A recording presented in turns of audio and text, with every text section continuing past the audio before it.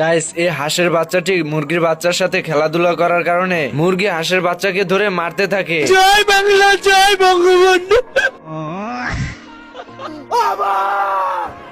মাং মাং কোটাই কোনটাই রে ঘুমের মাথালে উড়ে কয় বাবা গাঁজা খাবা। বলিস কি? হাঁস তো তার বাচ্চার কথা শুনে রেগে গিয়ে মুরগির বাচ্চাকে মারধর করতে থাকে। আপনি কি এখন মুখটা বন্ধ কেন? শেখ হাসিনা পালায় না। এই বোকাচোদা কয় কি? আচ্ছা, হাঁস আর মুরগির ঝগড়া দেখে মোরগ আসে থামানোর জন্য। তোমরা কয় ভাই বোন? আমরা 3 ভাই বোন। কে কে? আমি, আব্বাই, মাই। আমি বলুম না, আমার শরম করে। এইদিকে হাঁস বাসায় এসে ড্রেককে বলতে থাকে, মরবো আমি রাস্তায় গিয়ে মরবো, তবু এই বাড়িতে আমি থাকবো না।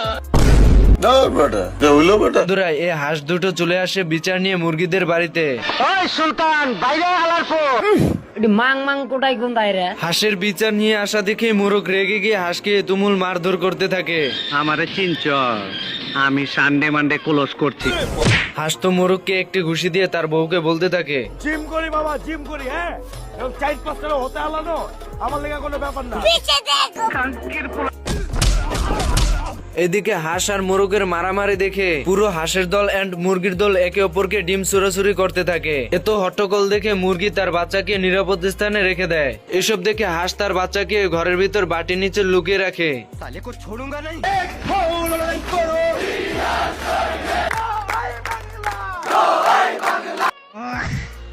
এইদিকে হাঁস এত হট্টগোল দেখে তার বাচ্চাকে দেখতে আসে এবং বাচ্চাকে না দেখে চিল্লাতে চিল্লাতে বাইরে গিয়ে বলতে থাকে, মা গো দিয়ে দিল আমার মা গো। হাঁসের কান্না দেখে সবাই মারামারি বন্ধ করে দেয় এবং মোরগ আর হাঁস মিলে তাদের বাচ্চাকে খোঁজার জন্য রওনা হয়। এর ভিতরে তাদের বাচ্চাদেরকে দেখতে পায়। তোমাকে বিয়ে করতে চাই, তোমাকে লাভ করি।